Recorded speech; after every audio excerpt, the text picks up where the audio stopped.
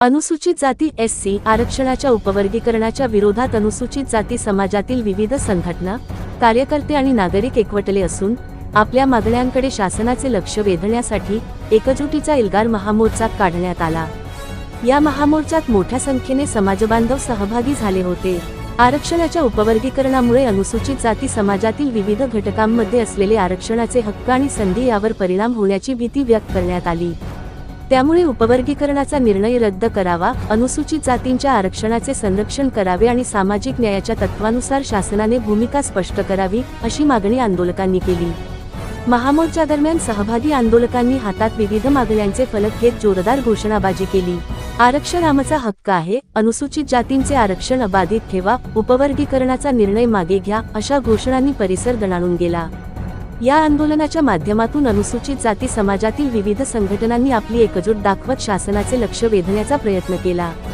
आरक्षणाच्या प्रश्नावर कोणताही निर्णय घेताना समाजातील सर्व घटकांशी चर्चा करूनच निर्णय घ्यावा, अशी मागणीही यावेळी करण्यात आली। महामोर्चाच्या पार्श्वभूमीवर प्रशासन व पोलिसांकडून आवश्यक बंदोबस्त ठेवण्यात आला होता। आंदोलन शांततेत पार पडावे यासाठी पोलिसांनी वाहतूक आणि कायदा सुव्यवस्थेचे नियोजन केले। अनुसूचित जाती आरक्षणाच्या उपवर्गीकरणाचा प्रश्न आता पुन्हा एकदा ऐरणीवर आला असून या महामोर्चामुळे शासनावर या विषयावर ठोस भूमिका घेण्याचा दबाव वाढला आहे।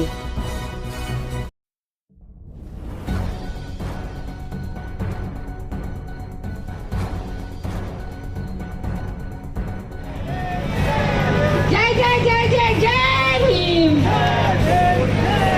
आरक्षण उपवर्गीकरण रद्द झालंच आरक्षण उपवर्गीकरण रद्द झालंच पाहिजे। आरक्षण उपवर्गीकरण रद्द झालंच पाहिजे। नाही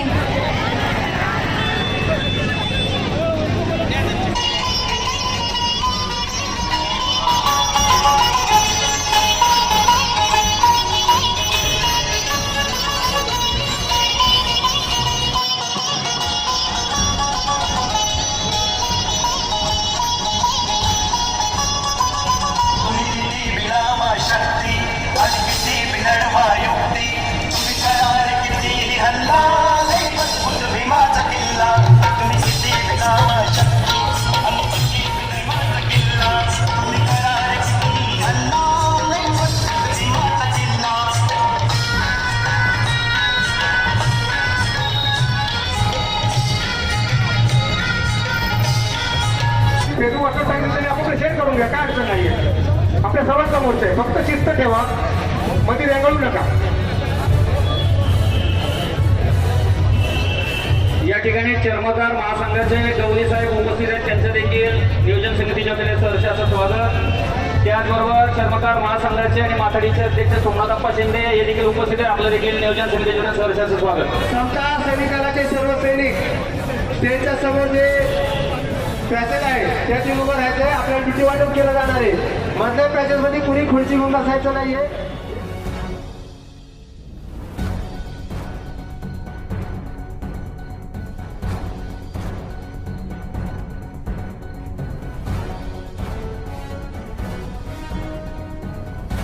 अडचण होणार नाही याची आपण काळजी घ्यायची आहे। खूप काही गोष्टी आहेत, पण आज थोडक्यात बोलतो। खूप मान्यवर इथं बोलणार आहेत। माझ्या भावांनो, माझ्या मातंग बांधवांनो, 59 जातीतील आणि त्या उपजातीतील माझ्या सर्व बांधवांनो, आंबेडकर, विद्यमान खासदार माजी सामाजिक न्याय मंत्री चंद्रकांतजी हंडोरे साहेब, माजी आमदार बाबूरावजी माने, दैनिक सम्राटचे कुणालजी कांबळे, त्याचप्रमाणे या ठिकाणी पुण्यातील विविध संघटना पक्ष, सर्व बौद्ध विहार, उपासक उपासिका, रिटायर महा रेजिमेंट, समता सैनिक दल, भारतीय बौद्ध महासभा हे सर्व आपलं या नियोजन समितीच्या वतीने सहर्ष असं स्वागत करून खऱ्या अर्थानं संपूर्ण महाराष्ट्रभर या उपवर्गीकरणच्या विरोधामध्ये मोठ्या संख्येने मोर्चे निघत आहेत। आज आपल्या पुण्याची बारी होती आणि पुण्याने दाखवून दिलंय की आम्ही सुद्धा मोठ्या संख्येने या महाविरोधी मोर्चामध्ये मोठ्या संख्येने सहभागी आहोत। पुण्यातून जो संदेश जाईल तो महाराष्ट्रभर अतिशय चांगल्या पद्धतीचा संदेश जातो। आपण पुणेकरांनी पुणे तिथे काय उणे हे दाखवून दिलेलं आहे. हे वर्गीकरण का नसावं, याचे फायदे तोटे काय हे आत्तापर्यंत आपल्या सर्वांना समजलेलं आहे. या ठिकाणी उपस्थित मान्यवर देखील आपल्याला सांगणार आहेत. खऱ्या अर्थानं या उपवर्गीकरणाचा जो लढा चालू झाला, या लढ्यामध्ये दोन्ही समाजाचे कार्यकर्ते एकमेकाच्या महापुरुषावर चिखलफेक करू लागले, एकमेकाच्या नेत्यांवर बोलू लागले. या सर्व चुकीच्या घटना या ठिकाणी घडायला लागलेल्या आहेत. आणि या राज्य शासन, हे RSS भारतीय जनता पार्टी यांना जे पाहिजे होतं त्यांनी ते साध्य केलेलं आहे. परंतु म्हणून आपण सर्वांनी गप बसून चालणार नाही. आपल्या मुलांचं भविष्य ज्या आरक्षणावर अवलंबून आहे. डॉक्टर बाबासाहेब आंबेडकरांनी आपल्याला जे संविधानाच्या माध्यमातून 341 कलम या ठिकाणी घालून दिलं होतं, 59 जाती एक संघ बांधण्याचं काम त्यांनी केलेलं आहे. अतिशय क्रूरपणे हे सरकार या आरक्षणाचं उपवर्गीकरण करून पाहत आहे. संघाच्या दावणीला बांधलेला माझा मातंग बांधव, मातंग नेते कुठल्या तरी गाजर पाहून आपल्या मातंग समाजाचं नुकसान करायला निघालेलं आहे. त्याच्यामध्ये सर्व मातंग समाज नाहीये. जे जे दलाल भडवे या ठिकाणी संघाच्या आणि बीजेपीच्या दावणीला बांधलेले आहेत, ते मातंग नेते आपल्या पुढच्या पिढीचं भविष्य अंधारात टाकतायत. हे आताच्या मातंग समाजाला लक्षात येत नाहीये. परंतु मोठा भाव म्हणून जी जबाबदारी डॉक्टर बाबासाहेब आंबेडकरांनी आपल्याला दिलेली आहे, या राहिलेल्या 58 जाती समाविष्ट करून आपल्याला त्यांना चांगलं दिशा देण्याचं काम संविधानाच्या माध्यमातून बाबासाहेबांनी केलेलं आहे. ते दिशा देण्याचं काम, ती जबाबदारी आपण पार पाडणं हे आपलं कर्तव्य आहे. आज या ठिकाणी मुंबई असेल, नागपूर असेल, बुलढाणा असेल, लातूर असेल, धाराशिव असेल, सगळीकडे मोर्चे झालेले आहेत आणि मोठ्या संख्येने 59 जाती याच्यामध्ये समाविष्ट झालेल्या आहेत. उपवर्गीकरण कोणाला पाहिजे तर फक्त मातंग समाजातील 20-25% लोकांनाच उपवर्गीकरण पाहिजे. क्रांतीसूर्य महात्मा ज्योतिराव फुले, आरक्षणाचे जनक छत्रपती शाहू महाराज, भारतीय राज्यघटनेचे एकमेव प्रमुख शिल्पकार, महामानव बोधिसत्व, परमपूजनीय आदरणीय डॉक्टर भीमराव रामजी तथा बाबासाहेब आंबेडकर, साहित्यरत्न लोकशाहीर अण्णाभाऊ साठे, सर्व आदर्शांना वंदन करून आज आपल्या या पुणे शहरामध्ये, पुणे शहर जिल्हा आणि पिंपरी शहर यांच्या वतीने आरक्षणातील उपवर्गीकरण अ ब गट विराट महामोर्चासाठी उपस्थित असलेले आपले सर्वांचे मार्गदर्शक आनंदरावजी आंबेडकर साहेब, तसेच खासदार चंद्रकांतजी अंडोरे साहेब, तसेच ॲडव्होकेट अमनजी आंबेडकर साहेब, उपस्थित सर्व समाज बांधव,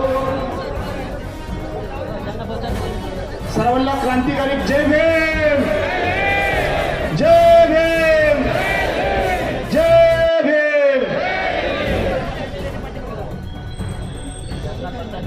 फुले शाहू आंबेडकर इनका पहले नाम लेता हूँ, गौतम बुद्ध को दिल से प्रणाम करता हूँ और यहाँ पे आए हुए मेरे भाई बहनों को हाथ जोड़कर जय भीम करता हूँ. आज या ठिकाणी आरक्षण उपवर्गीकरणाच्या विरोध संदर्भात मोर्चा आयोजित करण्यात आलेला आहे. त्याबद्दल माझे मी मनोगत व्यक्त करतोय. मुद्दा नंबर 1, माननीय सर्वोच्च न्यायालयाने 1 ऑगस्ट 2024 रोजी पंजाब विरुद्ध दलविंदर सिंग प्रकरणात उपवर्गीकरण करण्यासंदर्भात मान्यता देण्यात आलेली आहे. 2, माननीय सर्वोच्च न्यायालयाने त्याचा जुना निकाल सन 2004 व्ही चेन्नई विरुद्ध आंध्र प्रदेश बदलण्यात आलेला आहे. सदरच्या निकालामध्ये उपवर्गीकरण करता येत नाही असे मेहरबान न्यायालयाने म्हटलेले आहे. मात्र हा निकाल 1 ऑगस्ट 2024च्या निकालाद्वारे बदलण्यात आलेला आहे. 3, भारतीय राज्यघटना कलम 341 नुसार अनुसूचित जाती जमातीच्या यादीमध्ये संसदेला व राष्ट्रपतीला सदरच्या यादीमध्ये दुरुस्त करण्याचा अधिकार आहे. तो मेहरबान कोर्टाला नाही. भारतीय राज्यघटना हे सर्वोच्च स्थान देण्यात आलेले आहे. वास्तविक पाहता अनुसूचित जाती जमातीमध्ये बदल करवायचा संपूर्ण अधिकार हा संसदेला असून संसदेच्या अधिकारावर मेहरबान कोर्टाने घाला घालण्याचा प्रयत्न केलेला आहे. 4 दिनांक 24 एप्रिल 1973 रोजी केशवानंद भारती विरुद्ध केरळ राज्य या प्रकरणामध्ये माननीय सर्वोच्च न्यायालयाच्या सर्वात मोठ्या खंडपीठाने दिलेल्या निकालामध्ये घटनेच्या मूलभूत ढाच्याला हात लावता येत नाही, संबंधित खटल्यामुळे घटनेच्या मूलभूत ढाच्याला हात घालण्यात आलेला आहे, त्यामुळे सदरचा निर्णय हा मूलभूत ढाच्याच्या विरोधात आहे व सर्वात मोठ्या खटल्याच्या विरोधात आहे.